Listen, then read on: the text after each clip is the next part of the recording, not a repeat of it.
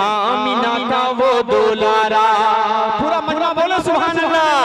आमिना का वो दुलारा, आमिना का वो दुलारा जब करेगा एक इशारा। आमिना का वो दुलारा जब करेगा एक इशारा, चांद टुकड़ों में बंट कर चले। बड़े अदब के साथ हजरत मौलाना अहमदुल्लाह साहब दामद बरकातुहू से गुजारिश करूंगा कि ढलती इस रात का ख्याल रखते हुए आप अपने खिताब से हम सबको नवाजें।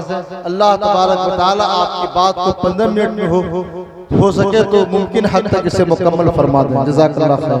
अल्हम्दुलिल्लाह नहमदुहु व नस्तईनुहु व नस्तगफिरुहु व नु'मिनु बिही व नतवक्कलु अलैहि व नऊज़ु बिल्लाहि मिन शुरूरि अनफुसिना व मिन सय्यिआति अअमालिना।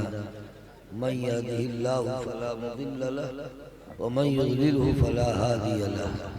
व नशहदु अन ला इलाहा इल्लल्लाहु वहदहु ला शरीका लहु व नशहदु अन्न सय्यिदना व मौलाना मुहम्मदन अब्दुहु व रसूलुहु सल्लल्लाहु तआला अलैहि व अला आलिहि व अस्हाबिहि व अज़वाजिहि व ज़ुर्रिय्यातिहि व अहलि बैतिहि अजमईन।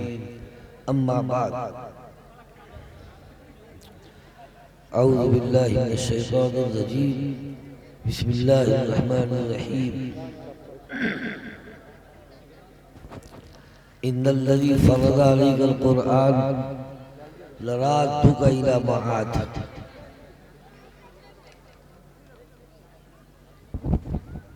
जरा आपस में बात मत करिए। हज़रत मौलाना मतलूब साहब की आवाज में कहाँ से लाऊं?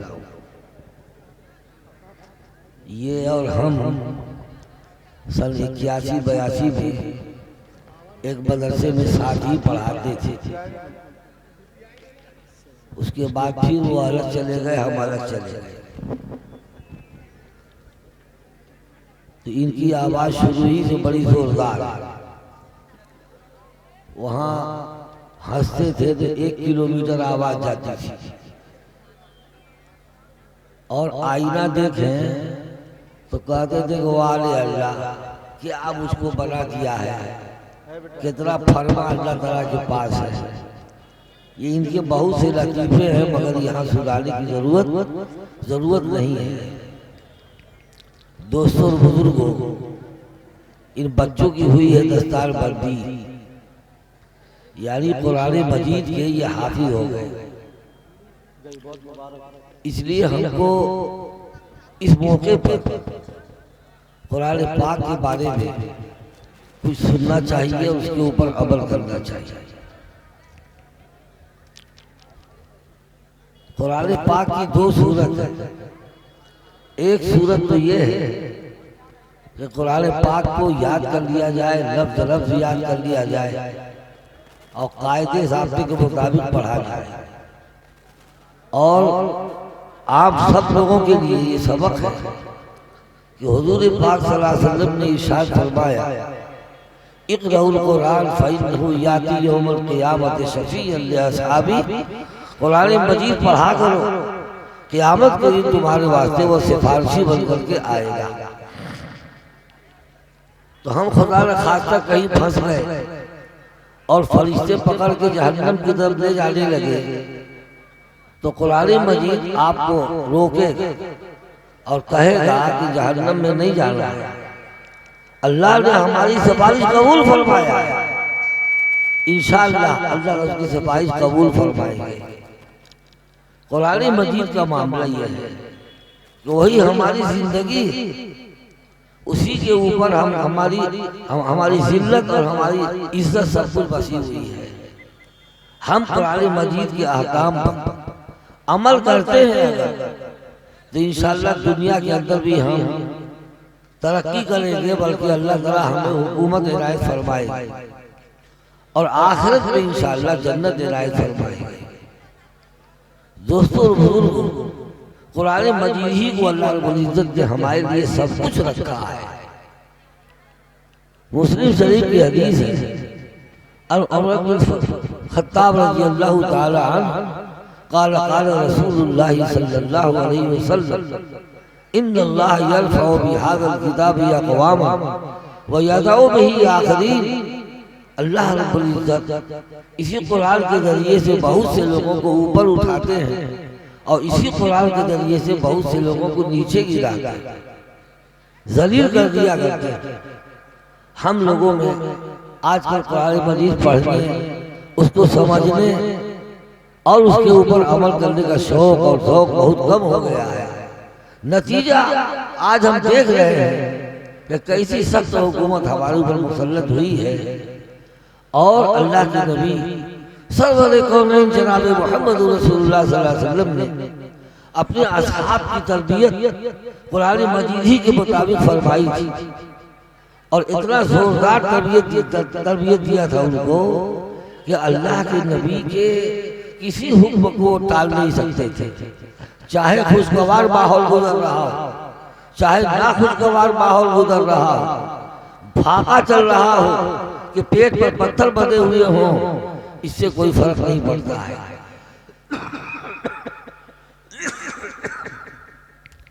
आज दवा बहुत खाई है, पता नहीं कैसे चला हूं तो ठीक था, रास्ते में खांसी उसी आने लगी। यहाँ के डॉक्टर साहब ने दवा भी दिया है, बड़ा फायदा हुआ अल्हम्दुलिल्लाह, मगर गला बढ़ गया। बहरहाल मैं अर्ज कर रहा था सहाबे किराम के बारे में बुखारी शरीफ में है कि बायाना रसूलुल्लाह सल्लल्लाहु अलैहि वसल्लम फी मनशतना व मकरहतना।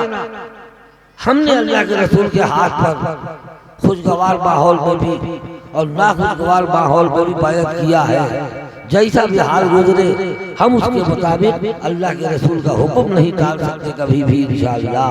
चुनांचे सहाबे कराम की जिंदगी ऐसे ही गुजरी है दोस्तों बुजुर्गों। और सीरतुल मुस्तफा में लिखा है एक मर्तबा अल्लाह के रसूल सल्लल्लाहु अलैहि वसल्लम ने एक छोटी सी तकरीर फरमाई थी।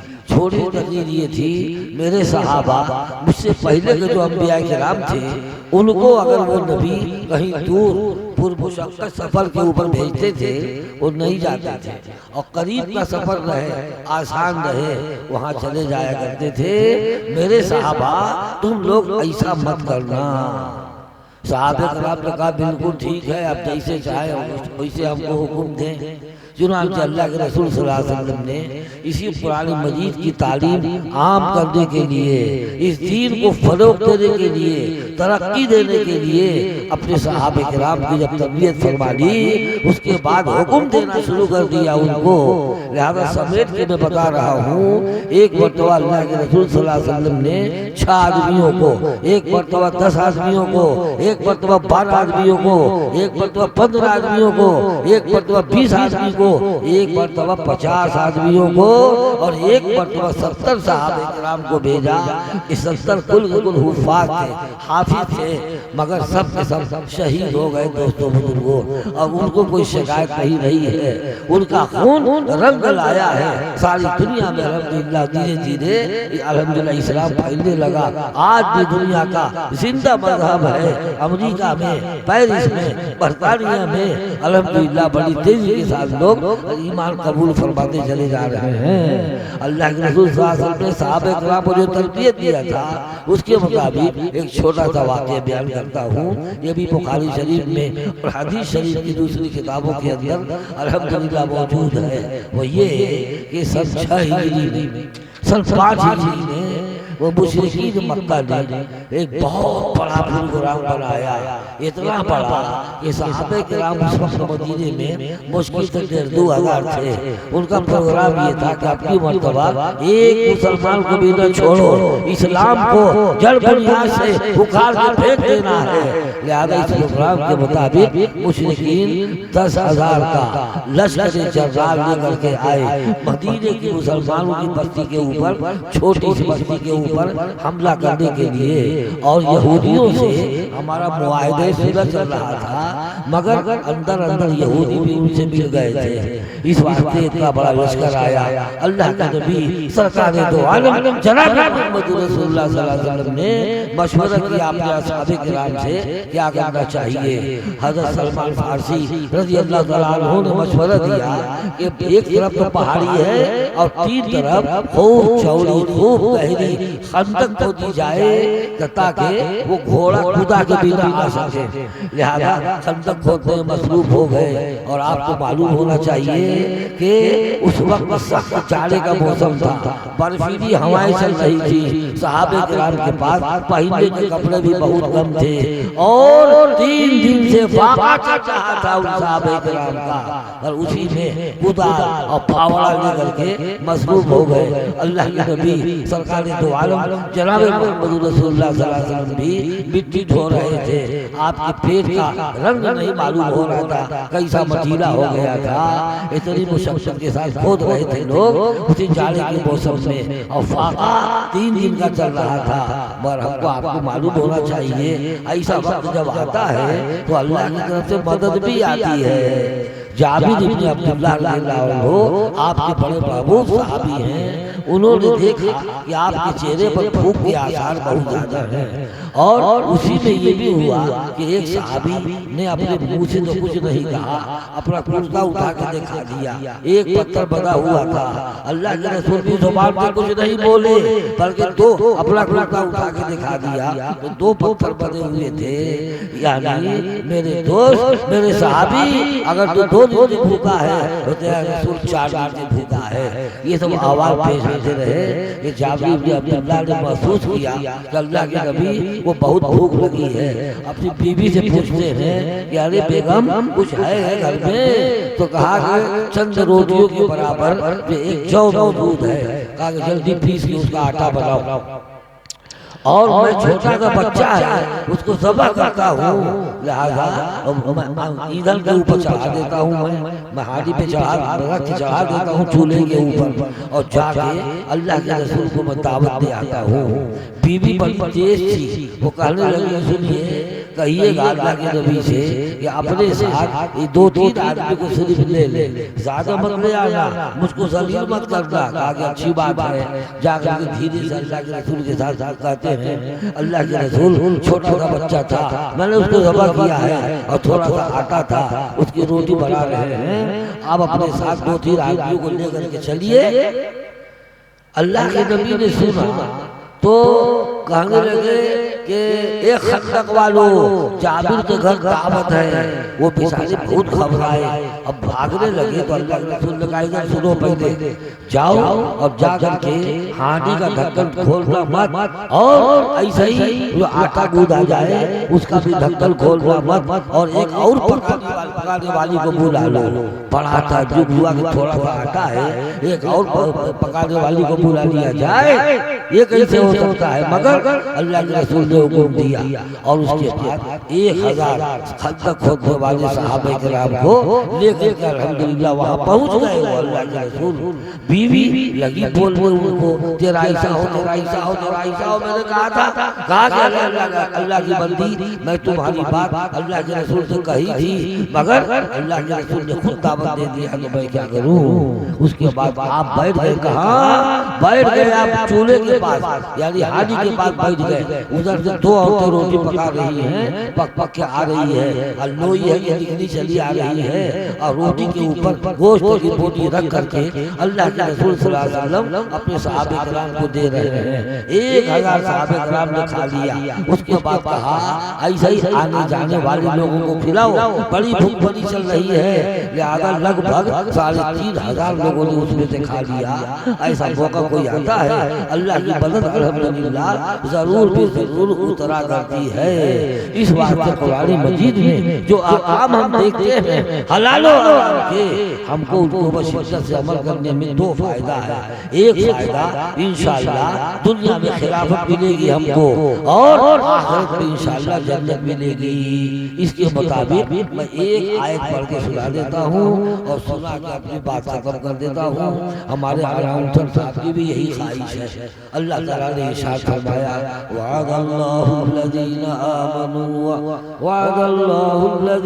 आमनू मिनकुम वअमिलुस सालिहाति लयस्तखलिफन्नहुम कमा इस्तखलफल्लज़ीना मिन क़ब्लिहिम वलयुमक्किनन्न लहुम दीनहुम الذي ارتضى لهم وليبدلنهم من بعد خوفهم أمنا يعبدونني لا يشركون بي شيئا। अल्लाह ने क्या फरमाया? अल्लाह ने तुम में से ईमान वालों से और नेक अमल करने वालों से ये वादा किया है कि उनको जमीन का खलीफा बनाऊंगा। हम बनाएंगे जैसा कि पहले के लोगों को बनाया था, और उनके उस दीन को जिससे अल्लाह ताला राजी है जमा देंगे, और तुम्हारे खौफ के बाद तुम्हारा मामला अमन से बदल देंगे। अल्लाह रब्बुल इज्जत ये मेरे बंदे मेरी इबादत करते हैं और मेरे साथ किसी को भी शरीक नहीं करते। इस आयत को जब सुन लिया सहाबे किराम ने तो पूरे कुरान मजीद के अहकाम पर अमल करना शुरू किया। तो अल्लाह ताला ने भी देख लिया कि वाकई बड़े पक्के लोग हैं, तरबियत बड़ी शानदार उनकी हुई है।